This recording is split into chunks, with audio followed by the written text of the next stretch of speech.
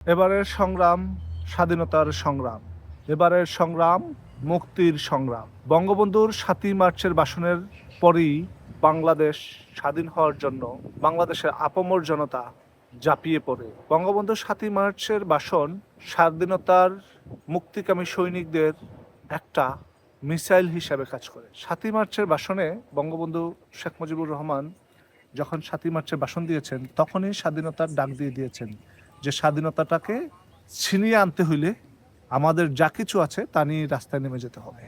যখন মহাজর ইউনূস ক্ষমতায় আসার পরে নাহিদ তথ্য মন্ত্রণালয়ের দায়িত্বে ছিলেন, তখন সে ৭ই মার্চের ভাষণ নিয়ে যখন কাটাছেঁড়া শুরু করলেন তখনই আমাদের ধারণা হয়ে গেছে ৭ই মার্চ বা বঙ্গবন্ধু বা স্বাধীনতার সপক্ষের শক্তি মুক্তিযোদ্ধা সহ অন্যান্য ব্যক্তিবর্গগণের জন্য ভয়াবহ কিছু অপেক্ষা করছে। ৭ই মার্চের ভাষণ জাতীয় ছুটি ছিল, সেখান থেকে তারা এটাকে বাদ দিয়েছেন। আমাদের কোনো সমস্যা নেই।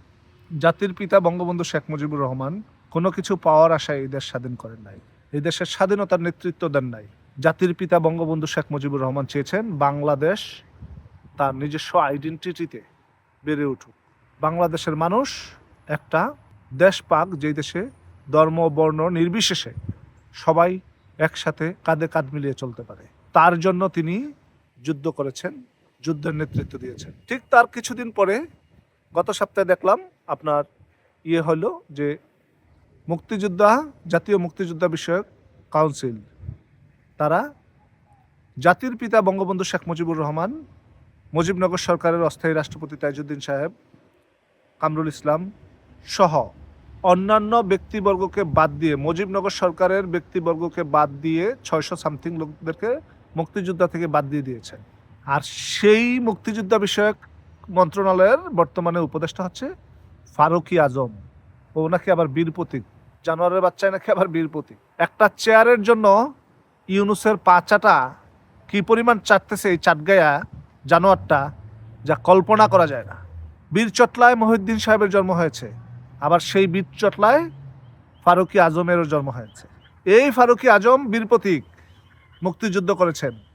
সেই ফারুকী আজম একটা মন্ত্রণালয়ের দায়িত্বে থাকার পরে কতটুকু প্রদ্বষ্ট হইলে সে জাতির পিতা বঙ্গবন্ধু শেখ মুজিবুর রহমান সহ মুজিবনগর সরকারের কর্তা ব্যক্তিদেরকে বাদ দিয়ে সে মুক্তিযোদ্ধার তালিকা করে। তার বুকটা কি একবারও কাঁপে নাই?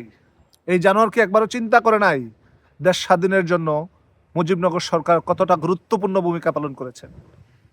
এই জানোয়ার কি একবারও চিন্তা করে নাই জাতির পিতা বঙ্গবন্ধু শেখ মুজিবুর রহমান এই দেশটাকে স্বাধীন করার জন্য কতটা বছর সে কারাবরণ করেছেন? এই জানোয়ার কি একবারও চিন্তা করে নাই একমাত্র জাতির পিতার ডাকে প্রতিটা গ্রাম থেকে, আমজনতা থেকে শুরু করে শিশু কিশোর বৃদ্ধা সবাই মুক্তিযুদ্ধে ঝাঁপিয়ে পড়েছেন? এই জাতির পিতা কি চিন্তা করে নাই বাংলার ইতিহাসে প্রতিটা মুক্তিযোদ্ধাকে প্রাপ্য সম্মান শুধুমাত্র বাংলাদেশ আমলিক দিয়েছেন, যে আমলিক জাতির পিতা বঙ্গবন্ধু শেখ মুজিবুর রহমানের হাতে গড়া সংগঠন, হাতে গড়া দল? এই জানোয়ার কি একবারও চিন্তা করে নাই জাতির পিতার কখনো মুক্তিযোদ্ধা উপাধি লাগে না, শহীদ তাজউদ্দিন সাহেবের কখনো মুক্তিযোদ্ধা উপাধি লাগে না, কামরুল ইসলাম সাহেবের কখনো মুক্তিযোদ্ধা উপাধি লাগে না? তারা এক একজন বীর সেনানী বাংলার। এই জানোয়ার কি একবারও চিন্তা করে নাই তার মতো যদি পা চাটতো প্রতিটা মানুষ তাহলে এই দেশ স্বাধীন হইত না? তার মতো একজন জানোয়ার মুক্তিযোদ্ধা মন্ত্রণালয়ে আছে। আমি খালি একটা জিনিসই চিন্তা করি যে একটা চেয়ারের জন্য মানুষ কত নিচে নামতে পারে, সেইটাই ফারুক আজমকে না দেখলে বোঝা যেত না। আল্লাহ সবকিছু দেখার বুঝার একটা সময় দেয় মানুষকে। আরে যেই ব্যক্তির স্লোগানে তরুণ থেকে বিদ্যা, নর থেকে নারী সবাই মুক্তির কামী মিছিলে ঝাঁপিয়ে পড়েছে, মুক্তির জন্য দেশ লড়াইয়ের জন্য ঝাঁপিয়ে পড়েছে, সেই ব্যক্তির কি মুক্তিযোদ্ধা পদবি লাগে? তাকে কি বীর মুক্তিযোদ্ধা বলতে হবে? তারা মুক্তিযোদ্ধাকে ডেফিনেশন দিয়েছে এই জানোয়ার। যারা যুদ্ধে সহযোগী ছিলেন তাদেরকে সহযোগী মুক্তিযোদ্ধা, আর যারা সশরীরে মাঠে অস্ত্র হাতে যুদ্ধ করেছেন তারা মুক্তিযোদ্ধা। ডক্টর আকবর আলী খান বৃহত্তর কুমিল্লার বীর সন্তান, যুদ্ধকালীন সময়ে উনি একটা মহকুমার প্রধান ছিলেন। উনি ওনার নিজ দায়িত্বে ওনার নিয়ন্ত্রণে যে ব্যাংক ছিল সেই ব্যাংকের বোল্ড ভেঙে টাকা মুক্তিযোদ্ধাদের ট্রাকে তুলে দিয়েছেন।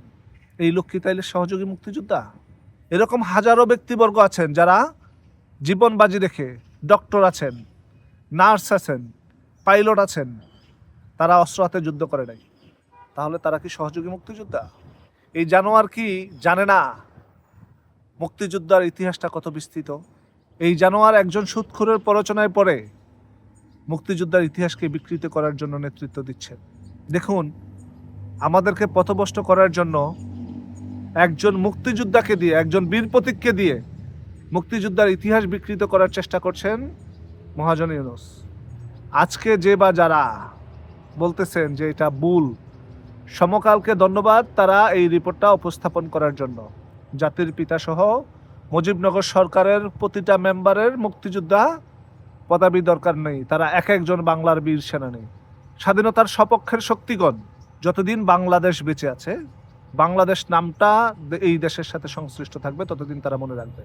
আমার গর্ব হয় আমি জাতির পিতার হাতে গড়া দলের একজন তৃণমূলের কর্মী। আমার গর্ব হয় আমি আওয়ামী লীগকে প্রতিনিধিত্ব করেছি। হয়তোবা অনেকেই বলবেন যে দুর্নীতি, হত্যা, গুম। দেখুন, আমি ভালোর সপক্ষে আছি। কিছু মানুষ ভুল করতেই পারে, ভুল মানুষই করে, আমি ওই দিকে যাব না। আমি মুক্তিকামী মানুষের পক্ষে আছি, আমি স্বাধীনতার সপক্ষের শক্তি, আমি বীর মুক্তিযোদ্ধা যারা আছে তাদের পক্ষের শক্তি। ফারুকী আজম আমি হইতে পারবো না। আমি মুক্তিযুদ্ধে অংশগ্রহণ করি নাই, কিন্তু আমি মুক্তিযোদ্ধার বিরোধিতা করতে পারবো না। আমার পক্ষে ফারুকী আজম হওয়া সম্ভব না। আজকের মতো এই পর্যন্তই। জয় বাংলা, জয় বঙ্গবন্ধু, বাংলাদেশ চিরজীবী হোক।